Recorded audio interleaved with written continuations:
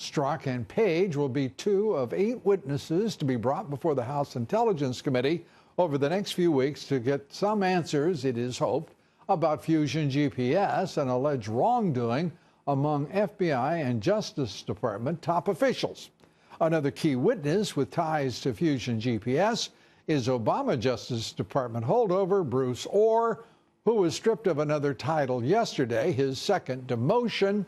Orr is no longer head of the Organized Crime Drug Enforcement Task Force, but he still is getting paid by the Justice Department. Corrupt, but nonetheless on the payroll.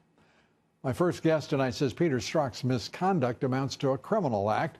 Joining us tonight is Chris Farrell, Director of Investigations and Research for Judicial Watch, the organization that successfully filed a Freedom of Information Act to release these documents. Great to have you here. Thank you, Lou. And great continued work on all of this. It is stunning. Just how incriminating do you believe these texts to be, and how in the world did we ever get a hold of them? You got a hold of the texts really because of Judicial Watch litigation, because we pursued all these matters in U.S. District Court in D.C. with respect to emails and texts. We have any number of other cases still outstanding, but that's really a byproduct of that effort because they knew the heat was on. They knew that it wasn't going to go away, wasn't going to stop. There was sufficient interest and pressure. And so this is a case of them, I think, trying to get out ahead of the problem because obviously Strzok and his girlfriend are already in bad shape. But the text messages today show that they were synchronizing, they were first of all leaking, but then synchronizing their story to both the Wall Street Journal, New York Times, and perhaps others. And that is a level of investigative misconduct and abusive process that is off the charts. And it is a crime. It is. And do we expect there to be a prosecution? One would certainly hope so.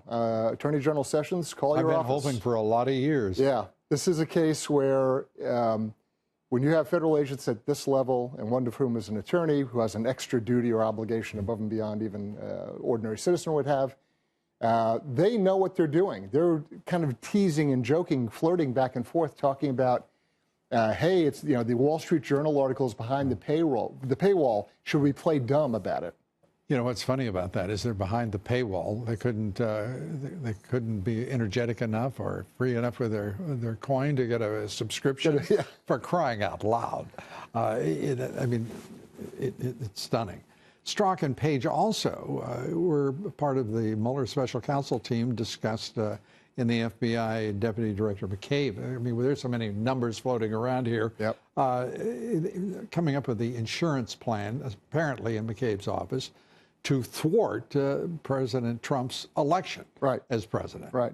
And that's a case really of, at least my interpretation of it and all the information I've seen so far, that's an effort to take the Fusion GPS file, or whatever you want to call it, smear job, and use that as leverage to obtain FISA warrants to spy on Trump officials. Including General Flynn, presumably. Correct.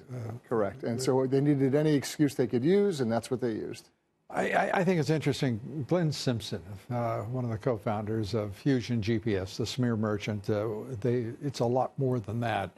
And it has touched the lives, obviously, of a lot of politicos in both parties.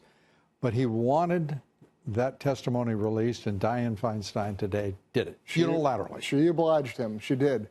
Part of me is almost relieved. That, my opinion is get all this stuff out public because the cockroaches hate sunlight. Right. And so, this guy's going to play a double game where he does one thing in front of the committee and then goes to the New York Times and runs an op-ed saying, oh, I want my story released. I think the most telling thing out of that transcript, and people have latched on to this claim that someone was killed with respect to the dossier, realize that was not testimony, right?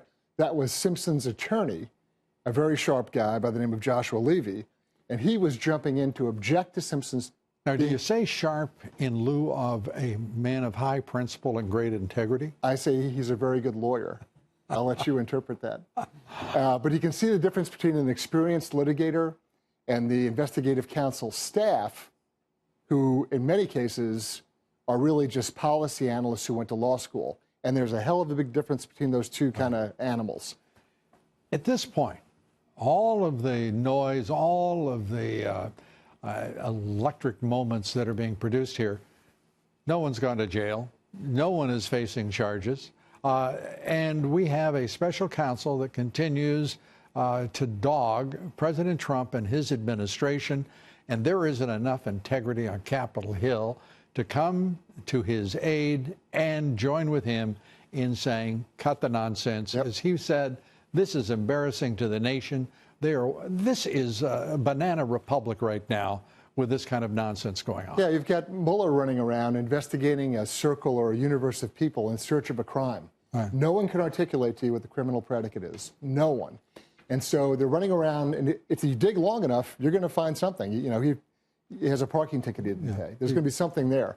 But the disparity in treatment, that's what irritates the hell out of the American public. Clinton and Trump. The disparity of treatment with respect to Clinton officials who, Obama officials who wildly abuse the system, and Clinton officials for that matter. And then the level of scrutiny that is occurring with respect to this Mueller investigation, it's completely out of whack.